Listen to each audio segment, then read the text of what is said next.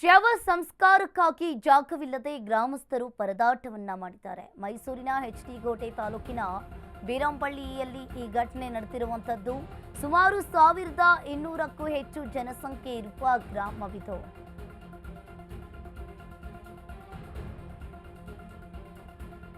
ಜನಸಂಖ್ಯೆ ಇರುವ ಗ್ರಾಮ.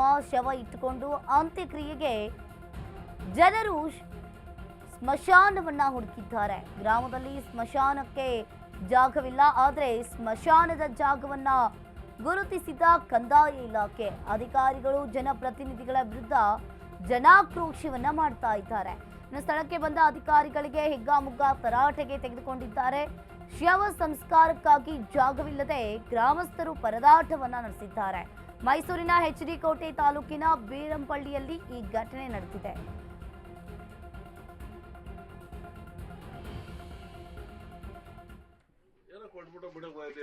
ಕೊಟ್ಬಿಟ್ಟಿದ್ರಿ ಅಂತ ನಮ್ಗೆ ಅನಿಸ್ತಾ ಇದೆ. ತಾಲೂಕು ಆಫೀಸಿನಿಂದ ತಹಸೀಲ್ದಾರ್ ಆಫೀಸಿಂದ ಕೊಟ್ಟ ಮೇಲೆ ಇದು ಅಥಾರಿಟಿ ಬರೋದು ಗ್ರಾಮ ಪಂಚಾಯತಿ. ನಮ್ಮ ನಾಗರಾಜಪ್ಪ ಹೇಳಿದಾಗ ಗ್ರಾಮ ಪಂಚಾಯತಿಗಳು ಓಣಿಗಳು, ಸ್ಮಶಾನಗಳು, ಕೆರೆಗಳು, ಸಂಬಂಧಪಟ್ಟ ರೋಡ್ಗಳು ಇವೆಲ್ಲ ಮಾಡ್ಬೇಕಾದ ಯಾರು ಅಂತ ಹೇಳಿದ್ರೆ ಗ್ರಾಮ ಪಂಚಾಯತಿಗಳು. ಗ್ರಾಮ ಪಂಚಾಯತಿಗಳು ಎಲ್ಲೆಲ್ಲ ಬಂದು ಎಲ್ಲ ಹೊಂಟೋಗ್ಬಿಟ್ರೆ ಸಾರ್ವಜನಿಕ ಹೊಣೆ ಇಲ್ಲಿ ಇವತ್ತು ಅವ್ರಿಗೆ ಜಮೀನಿತ್ತು, ಇವ್ರಿಗಿತ್ತು, ನನಗೂ ಇತ್ತು. ನಮ್ಮ ಇಲ್ಲಿ ಸ್ಮಶಾನದ ವಿಚಾರ 2023ರಲ್ಲಿ ಕೂಡ ರೆವಿನ್ಯೂರು ಗುರುತಿಸಿ ಗ್ರಾಮ ಪಂಚಾಯತಿಗೆ ವಹಿಸವ್ರೆ. ಇಲ್ಲಿ ಗ್ರಾಮ ಪಂಚಾಯತಿ ವಿಫಲ, ಸಾರ್ವಜನಿಕರು ಮೋಸ ಮಾಡ್ತಿರೋದು ಗ್ರಾಮ ಪಂಚಾಯತಿ, ಬೇರೆ ಇಲಾಖೆ ಅಲ್ಲ.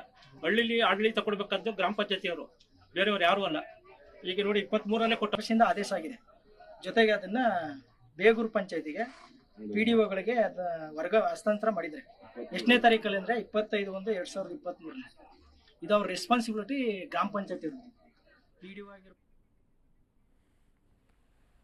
ಈ ಬಗ್ಗೆ ಹೆಚ್ಚಿನ ಡೀಟೇಲ್ಸ್ ಅನ್ನು ನೀಡ್ತಾರೆ ನಮ್ಮ ಪ್ರತಿನಿಧಿ ಸಂದೀಪ್. ಫೋನ್ ಸಂಪರ್ಕದಲ್ಲಿ ಜಾಯಿನ್ ಆಗಿದ್ದಾರೆ. ಸಂದೀಪ್, ಈಗ ನೋಡ್ತಾ ಇರ್ಬೋದು ಮೈಸೂರಿನ ಎಚ್.ಡಿ. ಕೋಟೆ ತಾಲೂಕಿನ ಬೀರಂಪಳ್ಳಿ ಗ್ರಾಮದಲ್ಲಿ ಸ್ಮಶಾನವೇ ಇಲ್ಲದೆ ಪರದಾಡ್ತಾ ಇದ್ದಾರೆ ಜನರು. ಏನ್ ಹೇಳ್ತೀರಾ ಇದಕ್ಕೆ? ಅಂಕಿತಾ, ಏನು ಸ್ವತಂತ್ರ ಬಂದು 7 ದಶಕಗಳು ಕಳೆದ್ರು ಕೂಡ ಇನ್ನೂ ಕೂಡ ಕನಿಷ್ಠ ಮೂಲಭೂತ ಸೌಕರ್ಯವೂ ಇಲ್ಲದ ಗ್ರಾಮಗಳು ನಮ್ಮಲ್ಲಿ ಇದೆ ಅನ್ನೋದಕ್ಕೆ ಈ ಒಂದು ಬೀರಂಪಳ್ಳಿಯ ಸ್ಮಶಾನ ಇಲ್ಲದೆ ಬೀದಿಯಲ್ಲಿ ಹಣ ಇಟ್ಕೊಂಡು ಹುಡುಕಾಡುವಂತ ಪರಿಸ್ಥಿತಿ ಒಂದು ಸ್ಪಷ್ಟ ನಿದರ್ಶನ ಆಗಿರ್ತಕ್ಕಂಥದ್ದು. ಅಂದ್ರೆ ಮೈಸೂರು ಜಿಲ್ಲೆ ಎಚ್.ಡಿ. ಕೋಟೆ ತಾಲೂಕಿನ ಬೇಗೂರು ಗ್ರಾಮ ಪಂಚಾಯತಿ ವ್ಯಾಪ್ತಿಗೆ ಬರುವಂತಹ ಬೀರಂಪಳ್ಳಿ ಗ್ರಾಮದಲ್ಲಿ ಸುಮಾರು 1200ಕ್ಕೂ ಹೆಚ್ಚು ಜನಸಂಖ್ಯೆ ಇದೆ. ಈ ಒಂದು ಗ್ರಾಮದಲ್ಲಿ ಸಾಕಷ್ಟು ಮೂಲಭೂತ ಸಮಸ್ಯೆಗಳು ಸಾಕಷ್ಟು ಇರ್ತಕ್ಕಂಥದ್ದು. ಕಳೆದ 2-3 ವರ್ಷಗಳ ಹಿಂದೆ ಕೂಡ ಒಂದಷ್ಟು ದೊಡ್ಡ ಮಟ್ಟದ ಹೋರಾಟವನ್ನು ಮಾಡಿ ಸ್ಮಶಾನಕ್ಕಾಗಿ ಒಂದು ಜಾಗವನ್ನ ಗುರುತು ಮಾಡಿಕೊಡಿ, ಅಂದ್ರೆ ನೆಪ ಮಾತ್ರಕ್ಕೆ ಯಾವುದೋ ಒಂದು ಬೀಜದಿಂದ ತಪ್ಪಿಸ್ಕೊಳ್ಳೋದಕ್ಕಾಗದೆ ಅಧಿಕಾರಿಗಳು ಬಂದು ನೆಪ ಮಾತ್ರಕ್ಕೆ ಒಂದು ಈ ಜಾಗ ಅಂತ ಹೇಳಿ ಒಂದು ಗುರುತು ಮಾಡಿಕೊಟ್ಬಿಟ್ಟಿದ್ರು.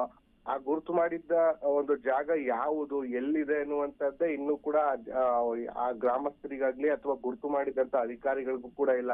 ಸರ್ವೆ ನಂಬರ್ 50ರಲ್ಲಿ 1 ಎಕರೆಯನ್ನ ಸ್ಮಶಾನಕ್ಕಾಗಿ ಮಂಜೂರು ಮಾಡಿದ್ದೇವೆ ಅಂತ ಬಾಯಿ ಮಾತಲ್ಲಿ ಹೇಳಿದ್ದನ್ನ ಬಿಟ್ರೆ ಅಲ್ಲಿ ಯಾರು ಕೂಡ ಬಂದು ಈ ಜಾಗ ಸ್ಮಶಾನದ್ದು ಅಂತ ಹೇಳಿ ಗುರುತು ಮಾಡಿರ್ಲಿಲ್ಲ. ಇದರಿಂದ ರೊಚ್ಚಿಗೆದಂತ ಬೀರಂಪಳ್ಳಿ ಗ್ರಾಮಸ್ಥರು ಏನು ಗ್ರಾಮದಲ್ಲಿ ಮರಣ ಹೊಂದಿದಂತ ವ್ಯಕ್ತಿಯನ್ನ ಇಟ್ಕೊಂಡು ನಮಗೆ ಸ್ಮಶಾನವನ್ನ ತೋರಿಸಿ ಅನ್ನುವಂತ ನಿಟ್ಟಲ್ಲಿ ಪಟ್ಟನ್ನ ಹಿಡಿದಿದ್ರು. ಅಲ್ಲಿ ಇದರಿಂದ ಎಚ್ಚೆತ್ತಂತ ಒಂದು ರಾಜಸ್ವ ನಿರೀಕ್ಷಕರು ಅಂದ್ರೆ RI ಏನಿರ್ತಾರೆ ಅವರು ಕೂಡ ಬಂದು ಈಗ ಸದ್ಯಕ್ಕೆ ತಾತ್ಕಾಲಿಕವಾಗಿ ಆ ಒಂದು ಸ್ಮಶಾನ ಅಂದ್ರೆ ಅವ್ರಿಗೆ ಒಂದು ಅಂತ್ಯ ಸಂಸ್ಕಾರ ಮಾಡ್ಲಿಕ್ಕೆ ಅವಕಾಶವನ್ನ ಕೊಟ್ಟಿರ್ತಕ್ಕಂಥದ್ದು.